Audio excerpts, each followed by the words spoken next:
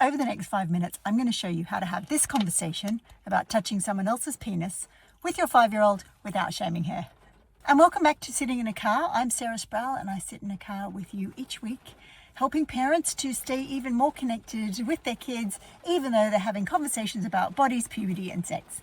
And in this episode, you're going to learn 3 different ways to start a conversation with your 5-year-old to make sure she stops touching her little brother's penis.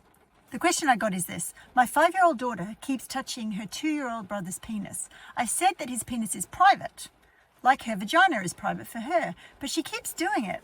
I feel like I've failed to explain in a healthy way. Could you advise me about the words to use to explain all this? I absolutely can.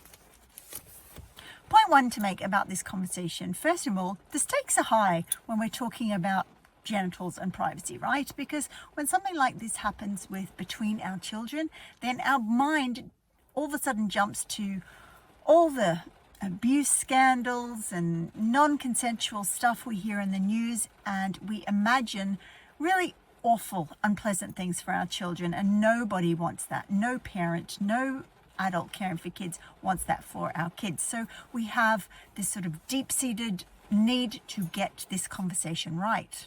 The thing is, curiosity about bodies is really normal, just in the same way that when our children are learning to feed themselves, mess is normal. We sort of expect that mess is normal, but there are boundaries that we put on the mess. So if our 2-year-old was picking up fists of food and throwing it across the table at a sibling, we would put a stop to that.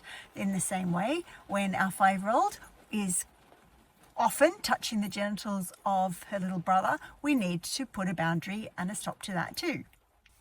Point 2, what you've said. So the questioner said that I've said that his penis is private, just like her vagina is for her. Right.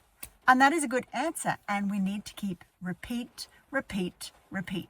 Just like when we're teaching table manners, you know I love that analogy. Do we just tell our child one time they don't throw food at the table? Or do we only say once, please don't talk with your mouth open?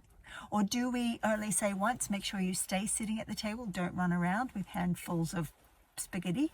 No, we don't. We have to say that over and over and over and over again. So in the same way about this private genitals thing, we need to constantly say it. And it's okay. Our kid isn't broken if we need to say it over and over again. It's just their childlike brain. That's the way kids' brains learn.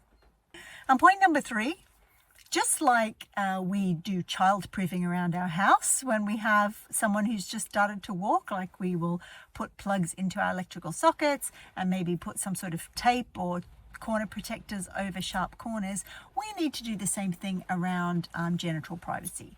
If our children are not able to learn that their siblings' genitals are their own, then we need to say, look, if you can't remember this rule, then we'll need to bath separately, or you can think of some other consequence, natural consequence for this sort of thing. Because remember, you can say, your brother is too small to know how to say, no, please don't touch my penis, so I have to do that for him. And it's really, really important. And then, if your 5-year-old or whatever child you're talking to is someone who's really good at problem solving, you might suggest to them that maybe they can come up with an idea to help you remind them that genitals and penises and vaginas and all those things are private. I love making this stuff easier for you. So if you would like the highlight sheet for today's episode, DM me if you're on social media or email me if you're watching on YouTube. And that's Sitting in a Car for another week, where I've answered a question to help you raise your confident and caring young person who respects themselves and the people around them. Bye for now. I don't know how to end. I might start that bit again, actually. Start that bit again.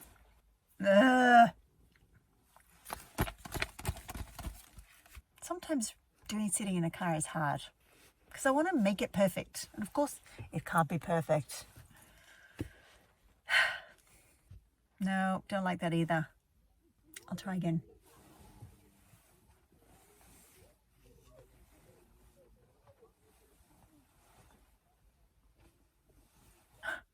I keep getting distracted by all the lovely families walking past looking at decorations. It's like, come on, let's do this. Outro of a podcast now. Just gonna rub this off. I love doing sitting in a car. Sometimes it's really hard though.